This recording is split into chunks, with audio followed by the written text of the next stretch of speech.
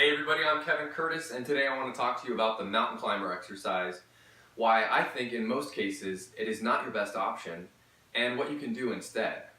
So if you are thinking about putting mountain climbers into your next workout, my guess is that it's probably for one or more of the following reasons. You are using it as a form of core training, you're using it as a form of high intensity interval training, or you may be using it as a gap filler. Now, nobody wants to admit to this, but I think we know we've all been there at some point, and I understand how it can happen. You're writing up a workout or a class, and you have 45 minutes or 60 minutes to fill, and you're down to that last exercise, and you've run out of ideas, so you decide to do a set of mountain climbers. Now, if you're at that point, I would encourage you to bring it back to your client's goals and their specific needs. And is there anything that you're missing? The other way of thinking about it is the workout. What is the specific goal of that particular training session?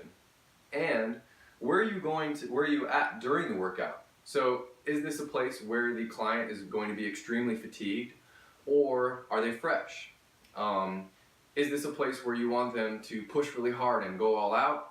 Or is this a place where you want them to maybe slow it down, catch their breath, and focus on technique and form?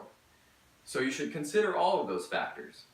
I see mountain climbers being used frequently in boot camp classes and in CrossFit workouts as a form of high intensity interval training. But one thing I want to remind you about high intensity intervals is that just because an exercise gets your heart rate up or feels intense doesn't necessarily make it your best option. So we also have to think about how much work is actually being done. And work is of course defined as force times distance. Now, in the case of the mountain climber, it is a mostly stationary exercise. We're not really traveling through a distance. There is some movement going on. So here's what your basic mountain climber is usually going to look like. A nice plank position here, and then okay, so we can look at it as the movement of the leg. I'll do this in slow motion.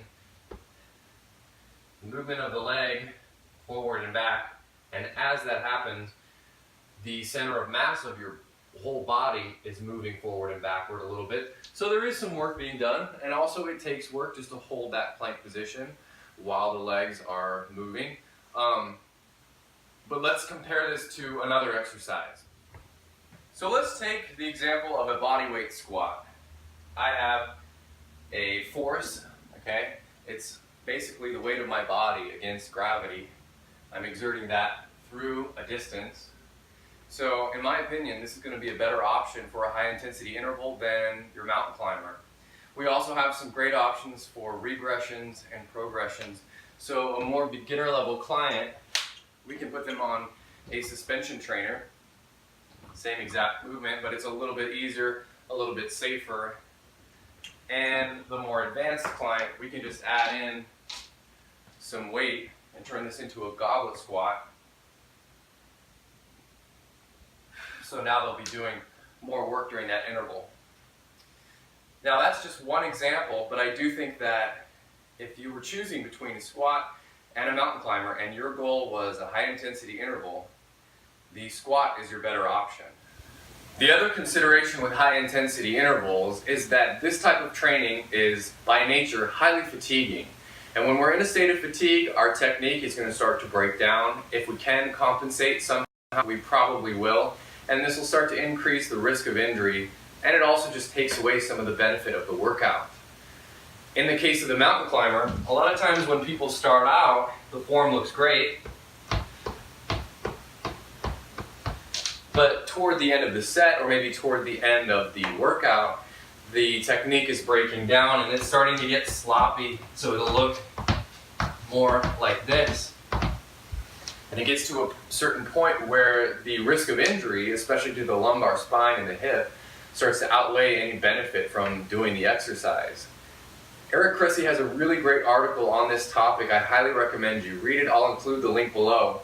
But one of the things that he talks about is we want to pick exercises where fatigue is going to stop you from doing another rep before your technique can break down. The example he gives is sled drags and pushes, because you're going to get so tired that you won't be able to do another rep before your technique starts breaking down. And also, it's virtually impossible to do the exercise wrong. In the case of the mountain climber, I don't think that is true. The final thing I want to talk about is core training. And while many people may consider mountain climbers a good core exercise, I would say that it's an advanced movement that requires you to already have a solid base of core stability, core endurance, hip mobility, and also some upper body strength, endurance, and stability as well. And the reality is that most of our clients are really lacking in all of these areas. So we're really doing them a disservice if we just throw them right into a set of mountain climbers without first taking some time to bring them through some smart exercise progressions and build up their fitness level to the point where they're ready. The plank position is a great place to start in your core training. So what I've done is I've put together 20 different variations on the plank that I think you should try before ever doing a mountain climber. A few of these are actually hip mobility drills, and it's all in the next video, so check it out. I hope you enjoy it. Thank you for watching, and be sure to hit like and subscribe and include any comments you have below. Thanks again, I'm Kevin Curtis.